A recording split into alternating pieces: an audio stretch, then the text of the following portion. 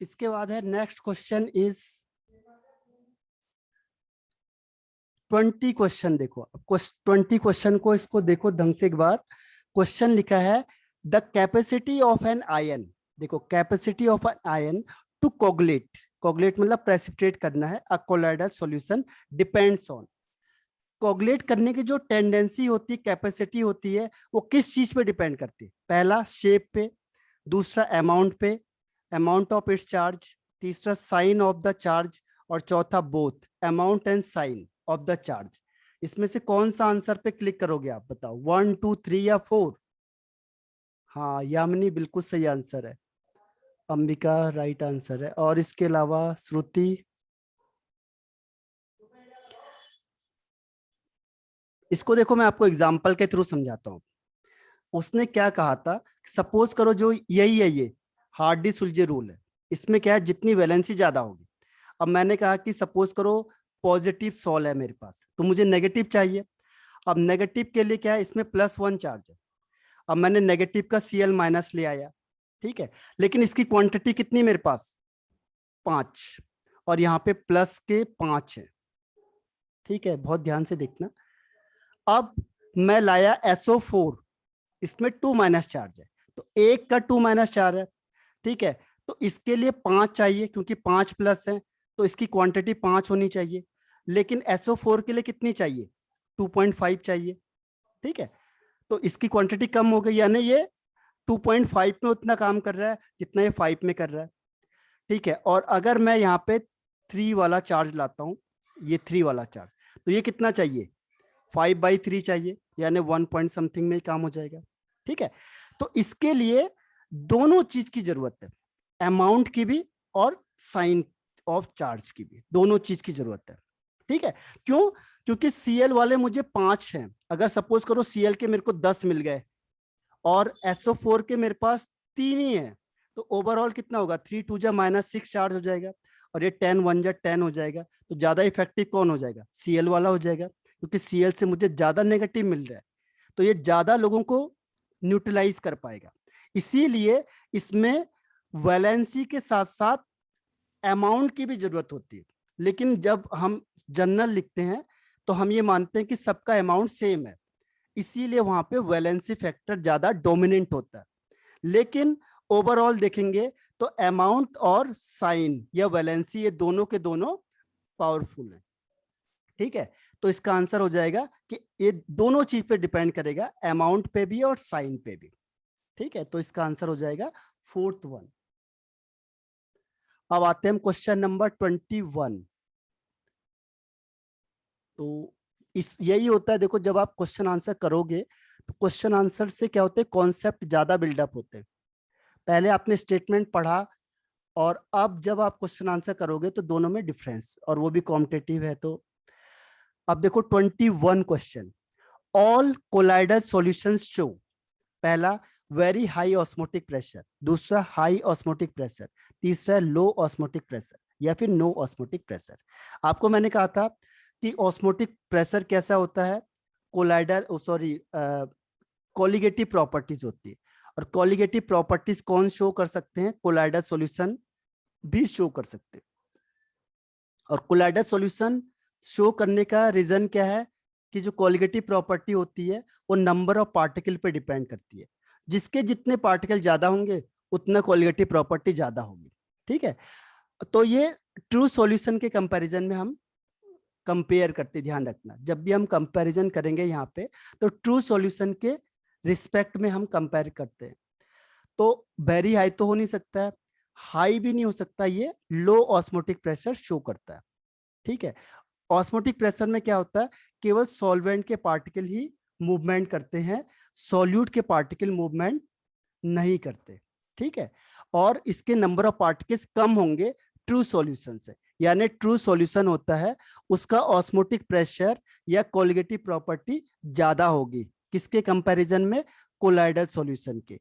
Reason क्या है उसका, क्योंकि कोलिगेटिव प्रॉपर्टी, देखो आपको 4 कोलिगेटिव प्रॉपर्टी बताई थी, ऑस्मोटिक प्रेशर, और था relative lowering in vapour pressure, elevation in boiling point, and depression in freezing point. तो उसमें से एक को दे दिया इसने, ऑस्मोटिक प्रेशर को, ठीक है। तो इसमें लो होगा, तो 21 का आंसर हो गया लो। क्लियर हो गया? किससे कंपैरिजन करना है हमने जनरली? ट्रू सॉल्यूशन से। अब क्वेश्चन नंबर 22, इसका आंसर बताना मुझे। अब ये है चार्ज ऑफ AS2, आर्सेनिक है, 2S2 salt is due to, देखो AS2S3, इसमें एडजॉर्प्शन होगा। तो बताओ इन चारों में से अगर इसमें एडजॉर्प्शन होगा तो किस चीज का एडजॉर्प्शन हो सकता है? H+ का, या OH- का, या O2- का, या S2- का? बताओ 1 2 3 4 किस चीज का इनमें से एडजॉर्प्शन हो सकता है? इसके लिए मैंने आपको एक रूल बताया था ओरिजिन ऑफ चार्ज में, कि चार्ज कैसे जनरेट होता है किसी भी सॉल में, तो उसमें कौन सी चीज एडजॉर्ब होना पसंद होती है। ठीक है, एडजॉर्प्शन ऑफ चार्ज, थोड़ा सोचो इसमें से कौन सी चीज है जो एडजॉर्ब होगी। हाँ, यामिनी राइट आंसर है, श्रुति राइट आंसर है, बिल्कुल सही है। तो इसका आंसर होगा 4 1। देखो कॉन्सेप्ट क्या है कि जो चीज क्या होगी, कॉमन आयन होगा, वही एडजॉर्ब होना प्रिफर होता है। यानी कैसा सॉल्व बन जाएगा? नेगेटिव सॉल्व बन जाएगा।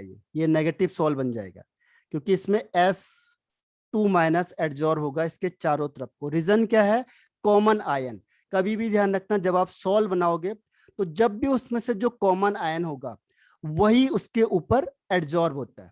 ठीक है, जो भी सॉल्व बनेगा इसके ऊपर कौन सा आयन एडजॉर्ब होता है? जो कॉमन होगा। ठीक है, तो ये एक हिसाब से नेगेटिव सॉल्व बन गया, क्योंकि इसमें नेगेटिव चार्ज आ रहा है, तो ये नेगेटिव नेगेटिव है। और इस लेयर को कहते हैं फिक्स्ड लेयर। ठीक है, इसके ऊपर जो भी H लगा होगा तो वो हो जाएगा डिफ्यूज्ड लेयर। अब नेक्स्ट क्वेश्चन है 23, Brownian motion shown by colloidal particles is it's. Brownian motion में क्या चीज होती है आपको बताना। ऑप्टिकल लाइट से रिलेटेड होता है, इलेक्ट्रिसिटी से रिलेटेड होता है, काइनेटिक्स का मतलब आपको पता है, और केमिकल का मतलब जब केमिकल रिएक्शन होता है। तो इन चारों में से कौन सा है? हाँ, श्रुति बिल्कुल सही आंसर है, यामिनी राइट आंसर है, वेरी गुड। ये रिलेटेड है काइनेटिक्स से। मूवमेंट किस में होगा? काइनेटिक्स में। तो ये काइनेटिक प्रॉपर्टीज है। काइनेटिक का मतलब होता है मूवमेंट, और ब्राउनियन मोशन का मतलब होता है मूवमेंट ऑफ कोलाइडल पार्टिकल्स। जो कोलाइडल पार्टिकल्स होते हैं वो मूवमेंट करते हैं, कैसे? जिगजैग मोशन या movement. Zigzag movement of colloidal particles is called Brownian motion. तो ये काइनेटिक्स से रिलेटेड है। ठीक है, साथ साथ याद भी करना है ताकि आपको आगे के लिए याद रहे। अब 24 क्वेश्चन देखो। In both dialysis and osmosis, देखो डायलिसिस होता है, डायलिसिस किससे कहते थे हम? कि हमने इम्प्योर कोलाइडल सॉल्यूशन को एक पेपर में लिया। ये सेमी परमेबल मेम्ब्रेन होती है, animal membrane, cellophane, parchment paper होता है। अब इससे मैंने क्या करना है, वाटर पास आउट कराते थे। तो वाटर पास आउट कराते थे तो क्या होता था, जो इलेक्ट्रोलाइट्स या इंप्योरिटी होती थी जिनका साइज छोटा वो बाहर हो जाते थे। ठीक है, ऑस्मोसिस क्या होता है? ऑस्मोसिस का मतलब सॉल्वेंट पार्टिकल मूवमेंट करते हैं। आपने सेमी परमेबल मेम्ब्रेन लगाया है और ये सॉल्यूशन है और यहाँ है सॉल्वेंट, तो कहां से सॉल्वेंट से सॉल्यूशन की तरफ क्या होगा, सॉल्वेंट पार्टिकल मूवमेंट करेंगे। तो इसमें जो आप मेम्ब्रेन यूज करते हो वो भी सेमी परमेबल मेम्ब्रेन है। यानी डायलिसिस और ऑस्मोसिस दोनों में सेमी परमेबल मेम्ब्रेन यूज होती है। तो अब आपको यह बताना है कि which particle do not pass through semi permeable membrane. पहला है वाटर, दूसरा स्मॉल मॉलिक्यूल्स, तीसरा कोलाइड्स या ऑल। कौन सा आंसर सही है?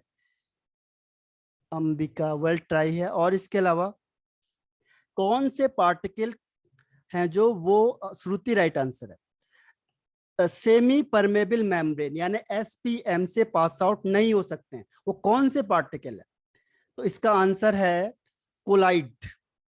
हाँ, यामिनी राइट आंसर है।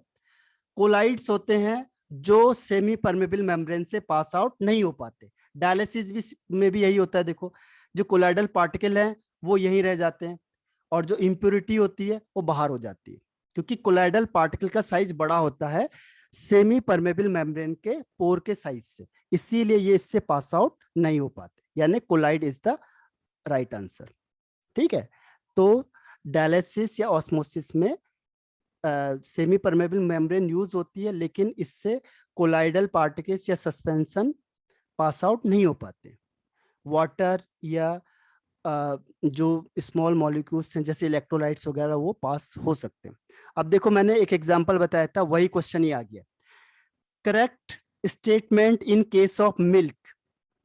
अभी मैंने आपको इमल्सन के बारे में बताया था, आप इन चारों में से बताओ। पहला है milk is an emulsion of fat in water, दूसरा है emulsion of protein in water, तीसरा है अनस्टेबलाइज इन प्रोटीन, और चौथा है अनस्टेबलाइज बाय फैट। तो कौन सा आंसर आपके अकॉर्डिंग सही है? अंबिका बिल्कुल सही आंसर बताया आपने। यामिनी और इसके अलावा श्रुति, इसमें देखो आपको बताया था इमल्सन में क्या क्या चीजें होंगी, मिल्क में क्या क्या चीज होंगी। श्रुति राइट आंसर है। देखो मिल्क किस चीज से बनना है, मिल्क में आप क्या निकालते हो, क्रीम निकालते हो, क्रीम मतलब फैट्स हो जाता हो। तो मिल्क होता है जो उसमें फैट होता है इन वाटर, यानी ये कैसा हो जाएगा, ऑयल इन वाटर। ठीक है, तो फैट वाटर में होता है, यानी फर्स्ट वाला आंसर होगा कि जिसमें इमल्सन वो है जिसमें क्या होगा, फैट इन वाटर हो जाएगा। तो इसको देखो याद करते चले जाओगे आप, तो ये क्वेश्चन ज्यादा इफेक्टिव होते हैं और इससे लर्निंग जो प्रोसेस होती है वो ज्यादा बेटर होती है। बताए आप वैसे याद करोगे, इससे अच्छा आप अगर क्वेश्चन आंसर करोगे तो आपको जल्दी याद होगी कोई भी चीज। जैसे इसको याद करते चले जाओ कि मिल्क में क्या होता है, फैट इन वाटर। अब 26 है, देखो 26 में कह रहा है कोलाइडल सिस्टम इन्वॉल्व्स, क्या चीज होती है इसमें। पहला स्टेट ऑफ डिसोल्यूशन, डिसोल्यूशन का मतलब होता है जब आप किसी को किसी में डिसॉल्व करते हो तो उसे कहते हैं डिसोल्यूशन। जैसे शुगर को आपने पानी में मिला दिया तो हम बोलेंगे शुगर डिसोल्यूशन विद वाटर। तो डिसोल्यूशन का मतलब आपको किसी को किसी में मिक्स करना है। सेकेंड है अ स्टेट ऑफ डिस्पर्सन, तीसरा है अ स्टेट ऑफ सस्पेंशन, और चौथा है नन। तो इन चारों में से आप किस पे जाना चाहोगे, 1 2 3 या 4? कोलाइडल सॉल्यूशन में क्या होगा, डिसोल्यूशन होगा या डिस्पर्सन होगा या सस्पेंशन होगा, इन तीनों में से एक आंसर है। हाँ अंबिका श्रुति राइट आंसर है। यामिनी बताओ ट्राई करके।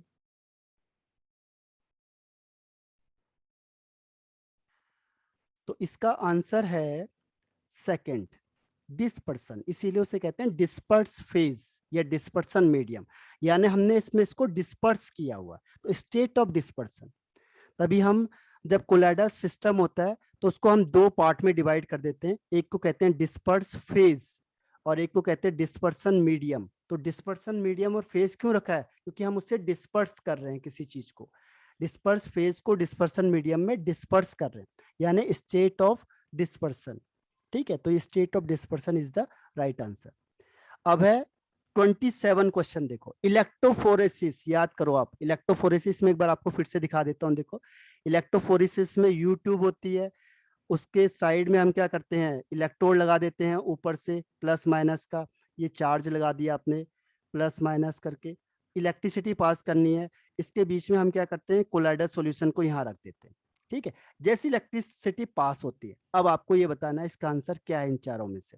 ठीक है, पहला स्टेटमेंट है sol particle move towards opposite electrode, पहला। दूसरा है medium move towards opposite electrode, तीसरा है नाइदर वन और टू, और फोर्थ है बोथ 1 and 2। कौन सा आंसर आपको सही लग रहा है?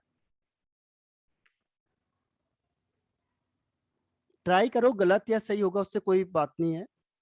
ठीक है, आपको अगर गलती होती तो उसे चेंज करना है, इम्प्रूव करना है, और सही है तो अच्छी बात है।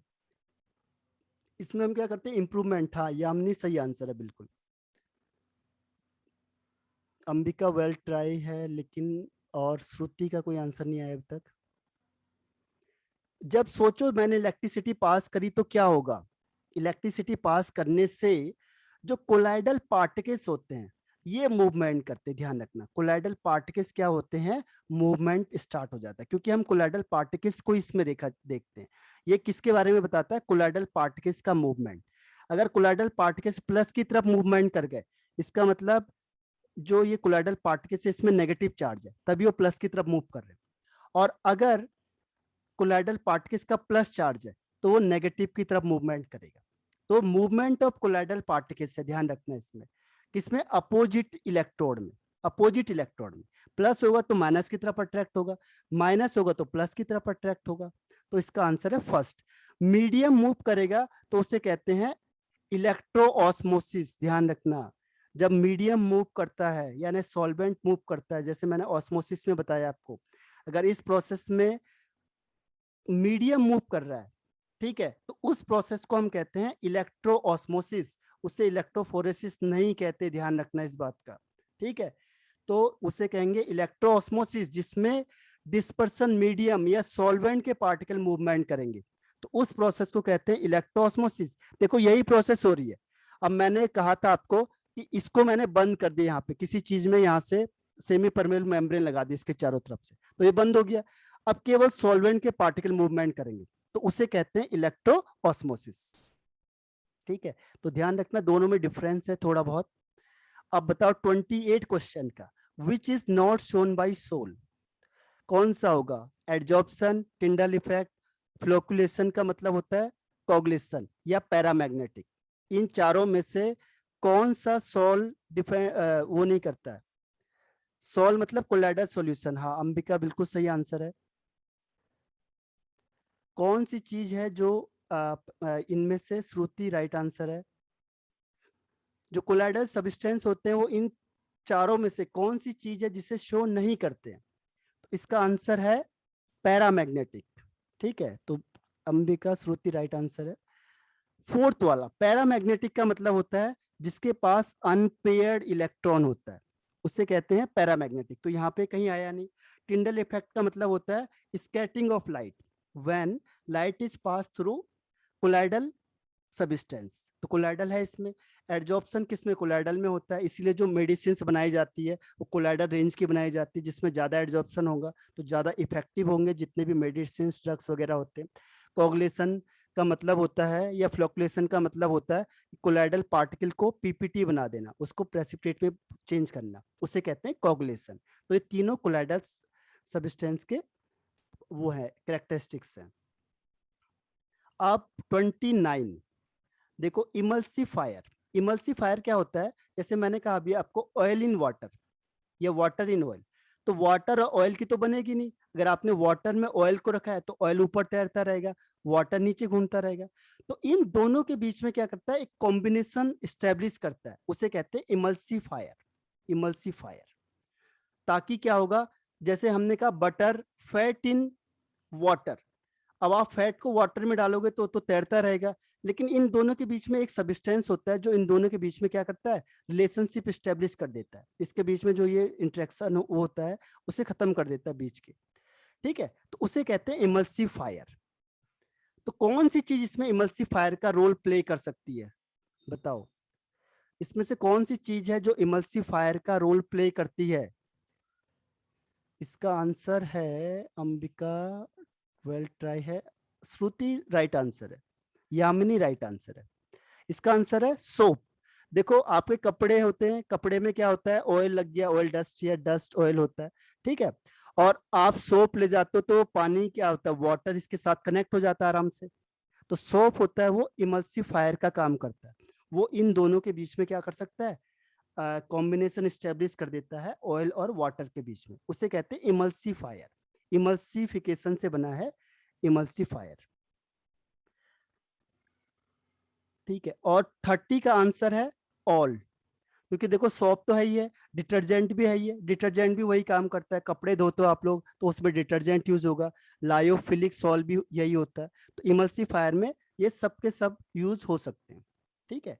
तो ये हो गया आपके 30 क्वेश्चन। अभी हम आगे करते हैं, तो साथ साथ याद करते हुए चले जाओ, तो आपको ये चैप्टर याद हो जाएगा क्वेश्चन के साथ साथ। देखो हर एक चीज मैं आपको दोबारा एक्सप्लेन कर रहा हूँ ताकि आप याद करो उससे साथ में, अगर पहली बार मिस हो गया दूसरी बार। अब देखो ये है हार्डी सुलजे रूल से जो अभी मैंने आपको बताया था, विच of the following is most effective in causing the coagulation of ferric oxide salt, ठीक है। फेरिक ऑक्साइड कैसा सॉल्ट होता है, पॉजिटिव या नेगेटिव, तो ये आप मान के चलो ये पॉजिटिव सॉल है, ध्यान रखना बस।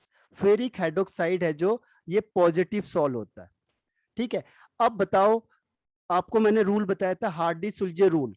तो अब ये पॉजिटिव सॉल है तो इसमें से नेगेटिव देखना है, जिसका नेगेटिव चार्ज ज्यादा होगा वो इफेक्टिव ज्यादा होगा, मोस्ट इफेक्टिव वही होगा। इसमें लगेगा हार्डी सुलजे रूल, यही आता है आपके बोर्ड में, ऐसे ही क्वेश्चन आते हैं बोर्ड में हार्डी सुलजे रूल के, ठीक है। तो अब बताओ इन चारों में से कौन सा आंसर सही है? 1 2 3 4। Greater the valency comma higher the coagulating powers of an ions is called Hardy Schulze rule. Ambika, और इसके अलावा कोई? No answer. इवन यही क्वेश्चन आया था आपके बोर्ड में भी, तो मैं बता देता हूं आपको। देखो इसमें, देखो के सी एल है, तो के और सी एल में क्या होगा? सी एल में 1 माइनस चार्ज हो गया तो ये हट गया रास्ते से। दूसरा के NO3, NO3 में 1 माइनस चार्ज होता है, ये दोनों बराबर हैं, हट गए। SO4 आंसर सही था, -2 है।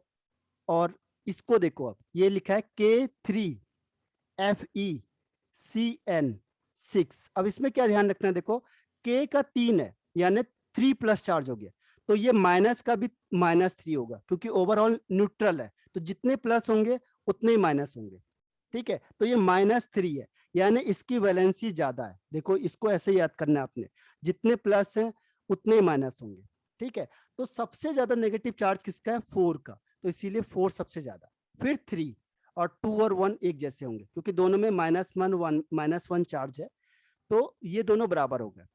तो सबसे ज्यादा 4, फिर 3, फिर 1 और 2 बराबर है, ठीक है। तो ये हार्डी-सुलजे रूल से है, जितनी ज्यादा अपोजिट चार्ज होना चाहिए, तभी साइन का, हमने साइन का मतलब ये प्लस है तो हम माइनस देखेंगे, अगर ये माइनस होता तो हम प्लस वाला देखते।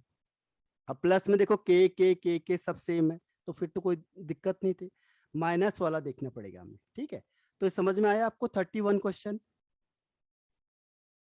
31 क्वेश्चन क्लियर हुआ? Yes sir. ओके, अब 32 क्वेश्चन में आ जाओ। देखो 32 क्वेश्चन भी इसी तरीके का। देखो colloidal solution of SnCl4 prefer to adsorb. अब बताओ इन चारों में से वो किसको प्रीफर करेगा एडजॉर्ब करने के लिए? ये हमने इससे पहले भी डिस्कस कर चुके हैं। SN4+ या K+ या H+ या Cl-, इसमें से कौन सा है जिसको वो एडजॉर्ब करना पसंद करेगा? ठीक है, वो भी HCl डालने से। अगर मैं HCl डालूंगा तो किसको एडजॉर्ब करेगा वो?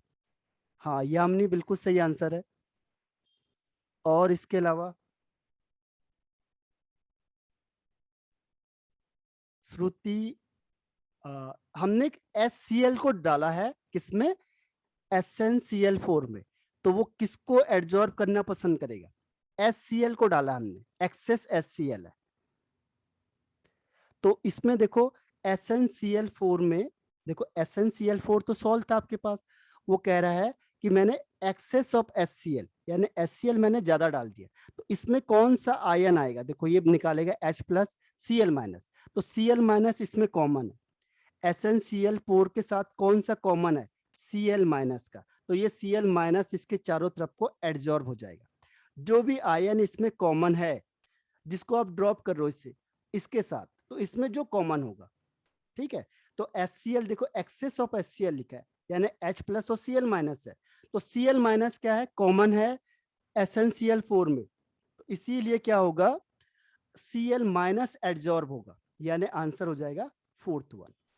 अब 33 वाला आंसर बताओ, ये भी इसी तरीके का क्वेश्चन है। देखो कि on adding AgNO3 solution with KI solution negative charge colloid, देखो नेगेटिव बनेगा। अब ध्यान रखना नेगेटिव किस केस में बनेगा। देखो आपको मैंने इसका कॉन्सेप्ट समझाया था शायद, कि जैसे आपने AgNO3 को KI के साथ मिलाया, नेगेटिव किस केस में बनेगा?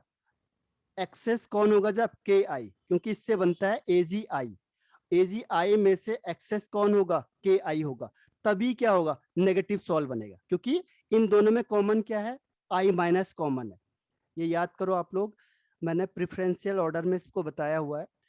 और अगर AgNO3 एक्सेस में हुआ तो पॉजिटिव बनेगा, क्योंकि प्लस वाला ज्यादा हो जाएगा। फिर अगर AgNO3 एक्सेस में होगा तो इसके बाहर Ag प्लस लग जाएगा, जो भी एक्सेस में होगा उसका आयंस लग जाता है। तो अगर आपको पॉजिटिव बनाना है तो AgNO3 को एक्सेस में कर दो, Ki को एक्सेस करेंगे तो नेगेटिव बन जाएगा।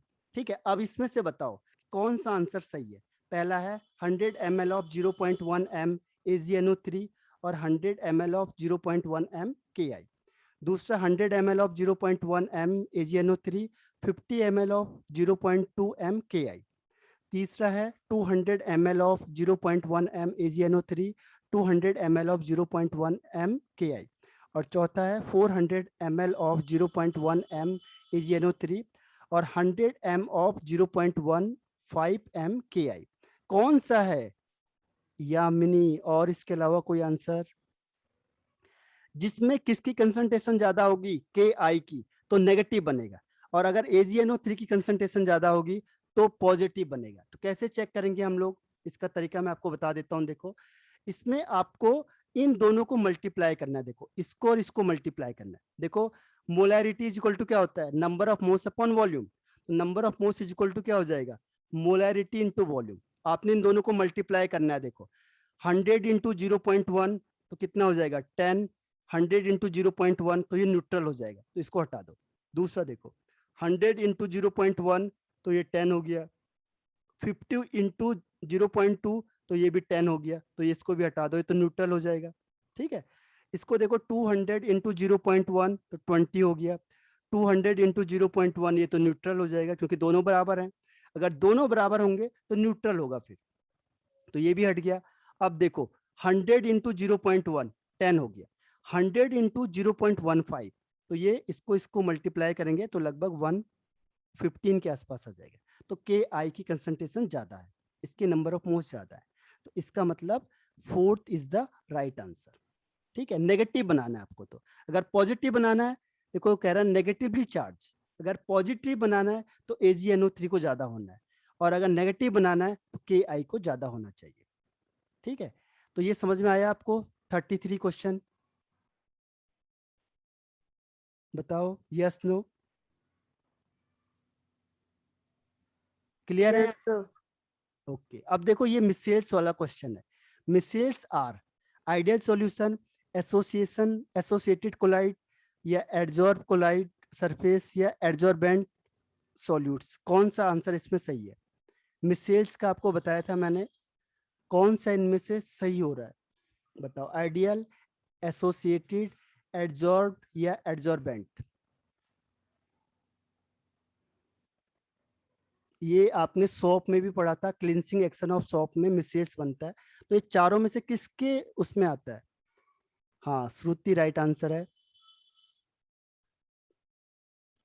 और यामिनी राइट आंसर है। इसका आंसर है सेकंड, एसोसिएटेड कोलाइड। आपको मैंने बताया था कि कोलाइड के 3 टाइप्स होते हैं।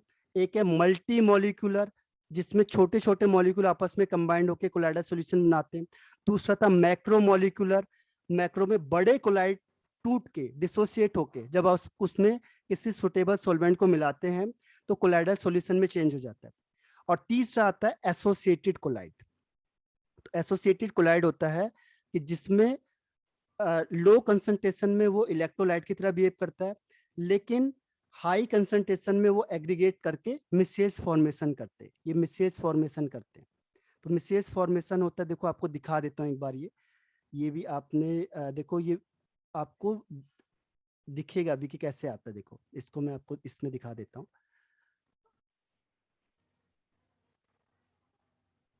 आप देख सकते हो इससे, इसके सारे डायग्राम मैं आपको दिखाऊंगा एक एक करके। जो आपको, ये देखो ये मिसेल्स बन गया, ये देखो ये मिसेल्स बन गया। ये देखो एसोसिएटेड कोलाइड्स में मिसेल्स लिखा हुआ। ठीक है, ये एसोसिएटेड कोलाइड है, इसमें मिसेल्स बना हुआ। ये देखो यहाँ पे कोई भी डस्ट पार्टिकल्स होगा, इसको चारों तरफ से घेर देते हैं, तो इसे कहते हैं मिसेल्स। ठीक है, तो ये मिसेल्स बन जाता है। और इसमें देखो, इसको और नीचे जाके देखते हैं। ये देखो, ये इस तरीके से बन गया है। ये सोप सॉल्यूशन में आपने पढ़ा होगा कि ये मिसेल्स बन गया है, आयनिक मिसेल्स हो गया, जिसमें कोई भी डस्ट पार्टिकल्स होगा, ऑयल होगा, ये ऑयल को यहाँ से क्या करेगा, रिमूव कर देगा। ठीक है, और ये नॉर्मल कंडीशन है जब लो कंसंट्रेशन है, हाई कंसंट्रेशन में ये एग्रीगेट टाइप का बना देता है, इसे कहते हैं मिसेल्स। ठीक है, तो मिसेल्स का मतलब जब जो एग्रीगेशन हो जाएगा इनका सॉफ्ट पार्टिकल्स का, तो उसी को हम क्या कहते हैं, मिसेल्स कह देते हैं। ठीक है, इसको देखो और डीप देखना, ये देखो ये है क्लींसिंग एक्शन में इस तरीके से दिख रहा होगा आपको। ठीक है, तो ये है आपका मिसेल्स वाला। क्लियर हुआ, एसोसिएटेड कोलाइड होते हैं मिसेल्स। डन। तो ये क्वेश्चन आंसर करते चले जाओ, तुम्हें चैप्टर याद हो जाएगा ऑटोमेटिकली, क्योंकि इसमें क्या है, सारी चीज डीप में दी होती है। तो जब आप डीप में पढ़ते चले जाओगे तो वो चैप्टर भी आपको साथ साथ याद हो जाएगा। ठीक है, तो सबसे बढ़िया तरीका क्या है, तभी मैं फास्ट चल के क्या करता हूँ, पहले चैप्टर फिनिश कर देता हूँ, फिर हम रिवीजन में आते हैं, क्वेश्चन आंसर करते हैं, तो आपको ये चैप्टर भी याद होगा फिर इसके साथ साथ। अब देखो question number 35, which of the following salt is formed due to following reaction. अब देखो इन दोनों में रिएक्शन हो रही, ये थोड़ा गलत लिख दिया है, ये लिखा है SnCl2 और HCl।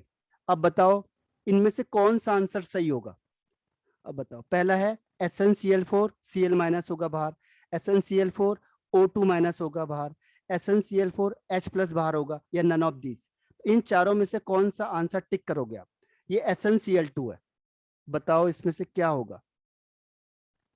SnCl4, सॉरी SnCl4 है, तो कौन सा आंसर आपको सही लग रहा है इसमें से।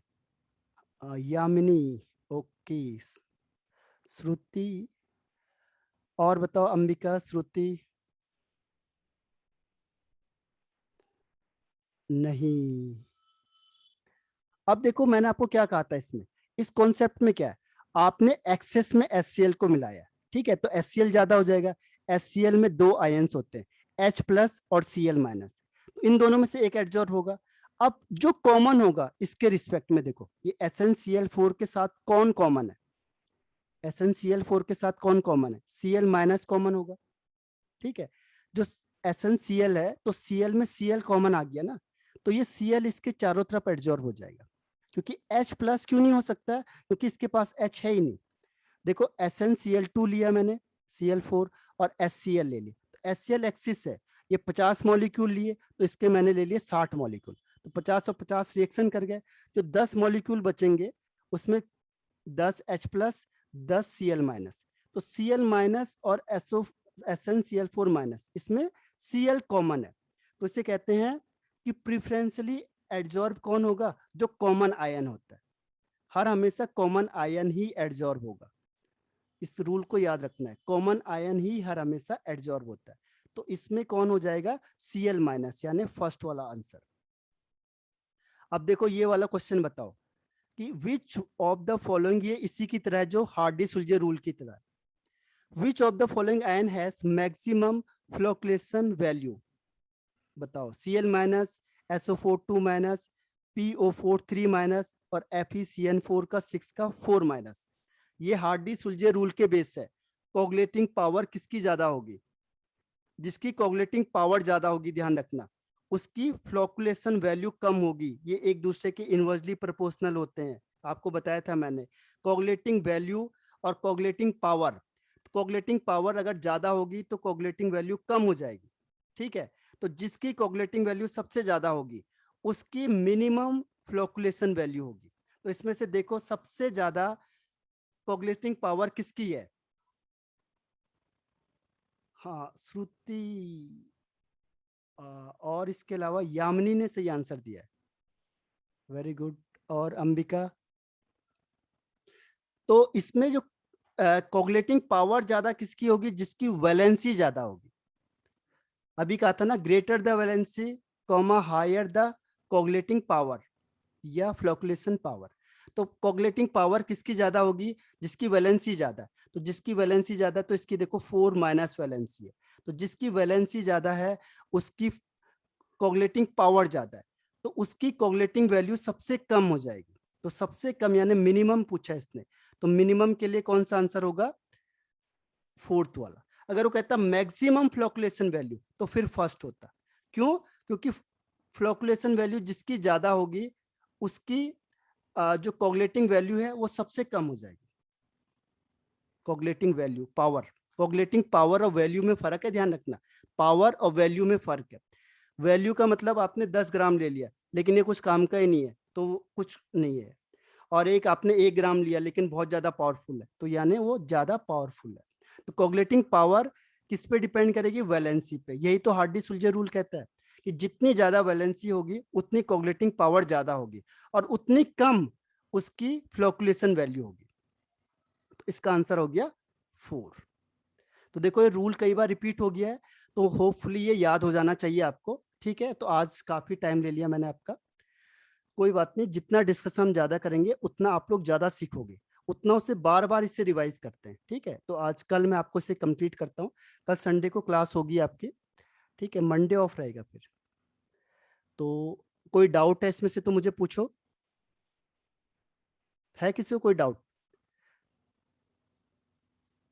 बताओ, और रिपीट करो इससे, देखो 1-2 बार जो भी है, उसके बाद उसको अपने आप नोट्स बनाओ इसके, तो आपको क्या होगा, ज्यादा इफेक्टिव नॉलेज होगा उसका।